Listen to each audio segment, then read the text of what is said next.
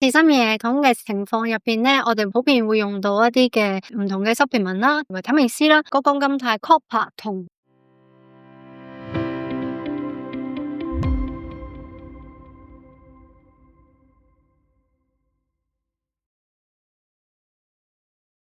當中包括咧就係有呢個嘅維他命 C 啦，維他命 C 咧係可以中和呢個嘅炎症所產生嘅自由基啦，減低我哋嘅細胞受損嘅情況啦。同時間佢亦都可以促進呢個嘅白血球嘅生成啦，可以對抗一啲感染同埋一啲炎症嘅，咁亦都有效咁樣去降低呢個嘅發炎嘅水平。咁同時間咧，佢同呢個嘅維他命 D 咧有呢個嘅協同效應，咁可以平衡翻我哋嘅免疫反應，減少呢個炎症因子嘅產生，